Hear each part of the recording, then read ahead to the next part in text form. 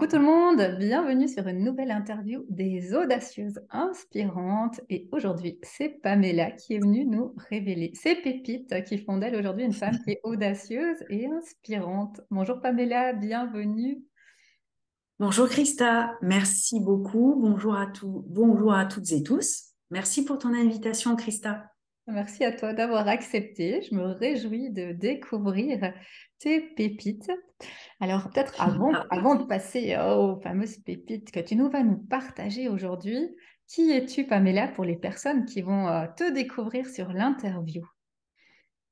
Alors moi je m'appelle Pamela, je suis leader en trauma féminin. J'accompagne les femmes en quête de sérénité, à transcender, transmuter leurs blessures émotionnelles du passé, leurs traumatismes, à honorer leur corps et leur véritable essence, à retrouver leur dignité et leur confiance en elles, pour s'ouvrir pleinement à la joie, à l'amour et à la vie. Et je suis aussi auteure du livre autobiographique Lumière sans elle. Magnifique, quelle belle présentation. Alors, Merci. vous retrouverez pour toutes les personnes qui sont intéressées les liens de Pamela sous la vidéo. Comme ça, vous pourrez aller découvrir plus de Pamela si ça vous inspire ce que Pamela nous a partagé. Et puis aussi découvrir son livre si vous voulez le découvrir. Mm. Alors, Pamela, qu'est-ce que toi, tu souhaitais partager aujourd'hui avec les femmes qui vont regarder cette vidéo de ce qui fait de toi une femme audacieuse et inspirante?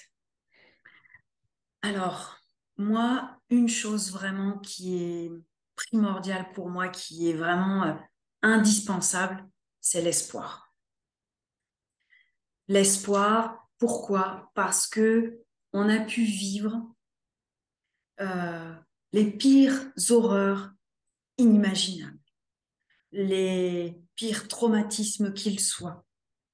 On peut réussir à se reconstruire et à se libérer de son passé et à aimer et à kiffer la vie. Voilà, je le dis vraiment parce que, bon, bien sûr, c'est mon histoire personnelle. C'est vraiment à transmettre ce message d'espoir et de résilience parce qu'il est possible qu'on puisse vraiment profiter de cette vie merveilleuse et d'aimer la vie et de s'ouvrir à tous les plaisirs que la vie nous offre. C'est vraiment primordial pour moi. Ouais, ce que tu partages là, je trouve que c'est très important, ce côté d'espoir, de résilience, quel que soit ce qu'on a vécu. Ça fait écho, je me souviens, il y a quelques années, j'avais été dans un centre une sorte de prison pour des jeunes délinquants. Et la personne qui s'occupait de ces jeunes, qui leur donnait des cours, qui était leur enseignante, elle me disait, c'est impressionnant comme certains jeunes qui peuvent avoir justement eu un parcours vraiment très, très compliqué, avoir vraiment vécu de grands traumatismes, arrivent à s'en sortir malgré mais vraiment des choses chaotiques alors que d'autres qui ont eu un parcours moins compliqué, en apparence en tout cas, hein, vraiment de ce qu'ils ont vécu, qui ont peut-être d'autres ressources, n'arrivent pas à s'en sortir. Et ça rejoint vraiment ce que tu partages de cette résilience, de cet espoir, malgré ce qu'on a pu vivre, de se dire que derrière, eh ben, il peut vraiment avoir cette joie qu'on peut réactiver. Oui, oui, c'est notre passé demeurera toujours notre passé. On ne pourra pas l'effacer. Et ça, vraiment, moi, personnellement, quand je l'ai compris, ça a été une grande libération pour moi. Sauf que aujourd'hui, le passé est toujours présent. Il fait partie de moi ou de toutes ces femmes ou de tous ces hommes. Mais en fait, ce passé ne réagit plus. On ne réagit plus face à ce passé. Et c'est là qu'on a compris que on est vraiment dans le pardon, dans la résilience et dans l'ouverture de la vie. Parce que quand on a vécu des traumatismes, quels qu'ils soient, nos plus grandes blessures, c'est notre dignité, notre estime de soi. Mm. et le fait de pouvoir vivre dans la joie, le bonheur, la fluidité, la douceur. Et bah, bien souvent, il nous arrive beaucoup de choses au quotidien et en fait, on est dans cette situation de victimisation. C'est pas du tout un jugement puisque je l'ai vécu, hein. Et j'ai vraiment voulu, moi, personnellement, sortir de cette situation de victime. Et c'est à partir de ce moment-là que j'ai pu commencer à profiter de la vie Mm. et à me libérer de mon passé et à pardonner. Parce que pour moi, la clé essentielle, finale d'une guérison, c'est le pardon, sans aucun dogme, bien sûr. Voilà, faire ce qui est juste et ce qui résonne en nous au niveau du pardon. Mais moi, le pardon a été une clé essentielle pour clôturer mon passé. Ouais. Donc voilà, ça, c'était mon message. Et alors, quel a été justement pour toi, parce que ce que tu partages, déjà de la victimisation, c'est vraiment important, parce qu'on est déjà dans une société où on va facilement vers la victimisation. Déjà, c'est humain, on a envie de trouver un coupable ou Bien à sûr. l'extérieur de nous, forcément. Et puis après, Oui, les médias, ce qui se passe, hein, ça va vers la victimisation, toujours vers ce côté, ah, bon, on n'a pas de chance, ah, mais c'est difficile, ah, mais il y a le Covid, ah, mais il y a la guerre, ah, il y a toujours quelque chose qui fait qu'on oui. se trouve des excuses, hein, à l'extérieur et qui vient activer ça. Et comment toi, tu as réussi à faire ces premiers pas au début quand tu t'es rendu compte que tu étais peut-être dans cette victimisation, qu'il y a des choses à transformer? Qu'est-ce que tu as fait pour reprendre ce pouvoir à l'intérieur de toi? Alors, moi, ça a été très long. Moi, j'ai fait quand même plus de 18 ans de thérapie. Mhm. Voilà. Donc moi, je suis victime, voilà, de viol et de sévices durant mon enfance pendant 8 ans par le meilleur ami de mes parents. Et aussi, j'ai subi de la violence physique par mon père, voilà, avec une mère absente. Et j'ai subi une amnésie post-traumatique complexe, donc je n'avais aucun souvenir jusqu'à l'âge de mes 12 ans.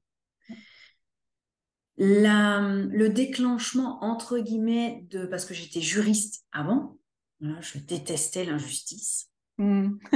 On se demande pourquoi, mais je ne savais pas pourquoi à la base.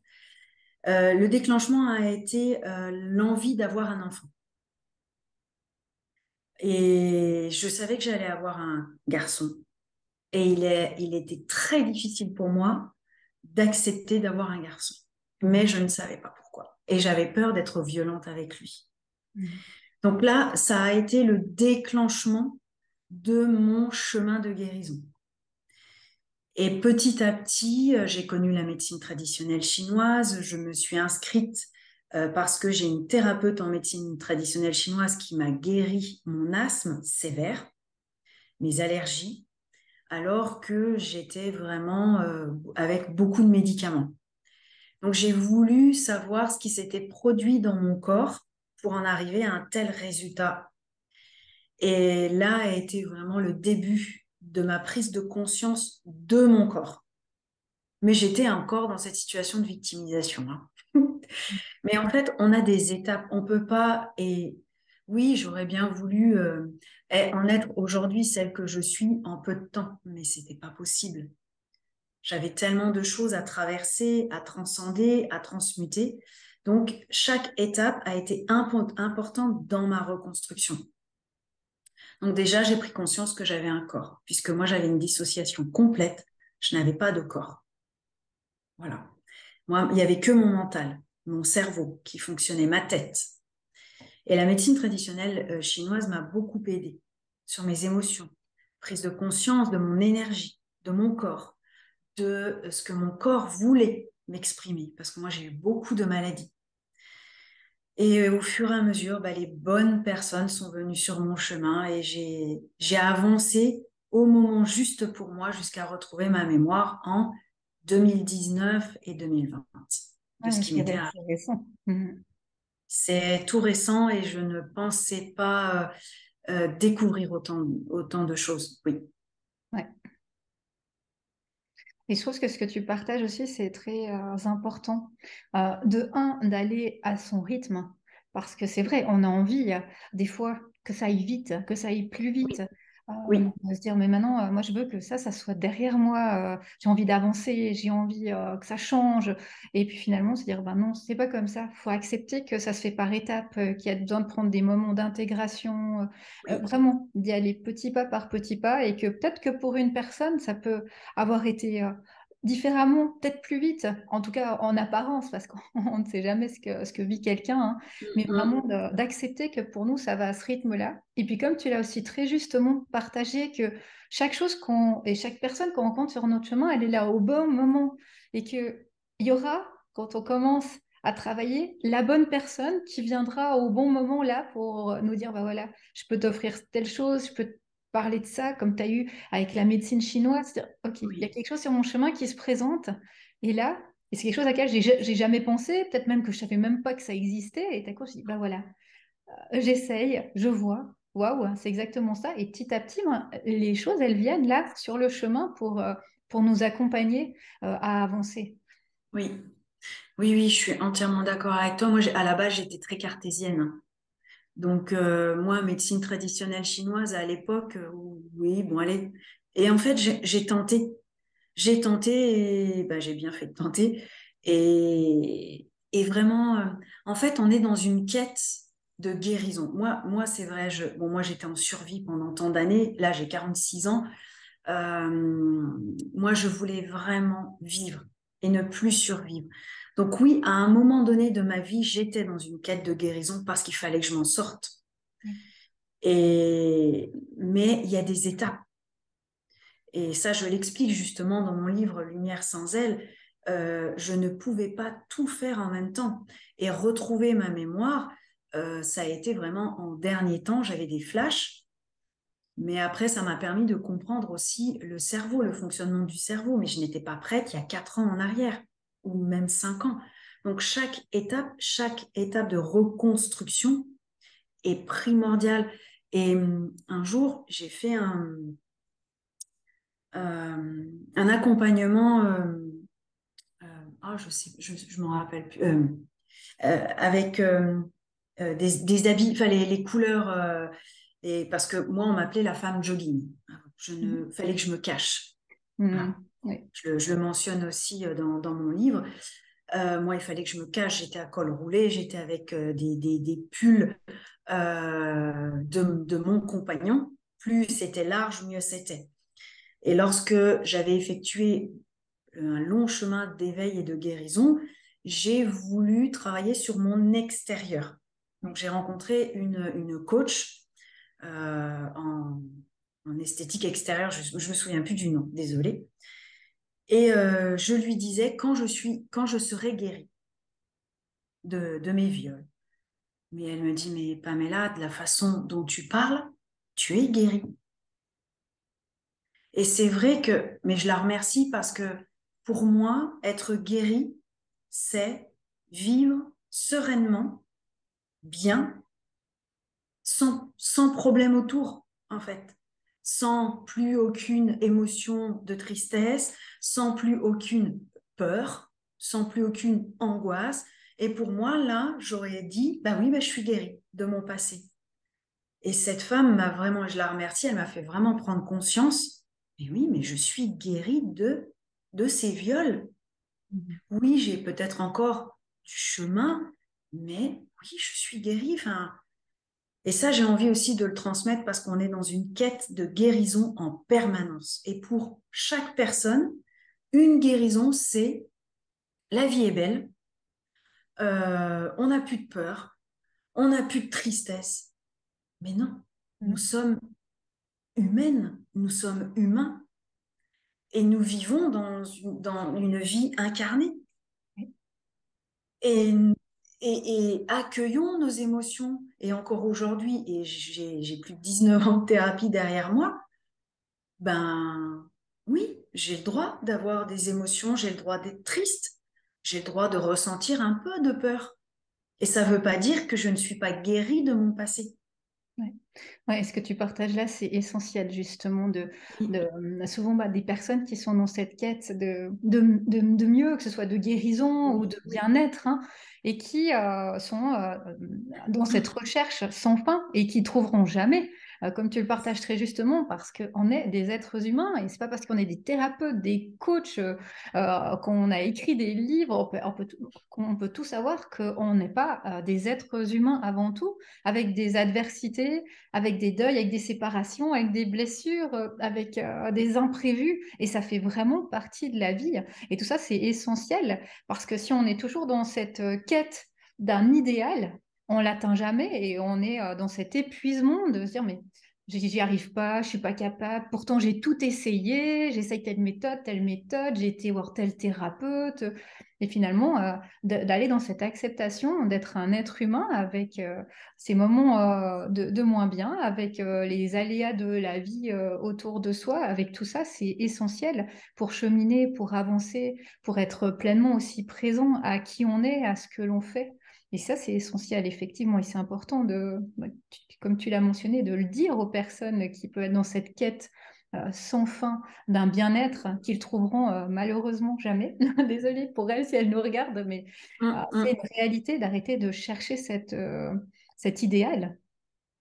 Ouais, mais tu as bien fait de le mentionner parce que c'est important de le dire aussi. Et moi, c'est vrai que depuis que j'en ai vraiment là pris conscience, eh ben, je profite de la vie. Là, en ce moment, alors oui, je me forme. J'ai plus spécialement de thérapeutes qui viennent dans ma vie parce que pour moi, je vais bien avec mes doutes, avec mes peurs. Enfin, je reste humaine. Mais par contre, qu'est-ce que je peux profiter de la vie maintenant? C'est je prends soin de moi, je me donne de l'amour, même à ma famille. Enfin, voilà. Et j'ai envie de vivre et de profiter de chaque instant. Ouais, Et je suis plus dans cette quête de perfection. De toute façon, on est parfait tel qu'on est. exact. On est parfait Parfaitement tel qu'on imparfait. est. Exactement. Et C'est voilà. important.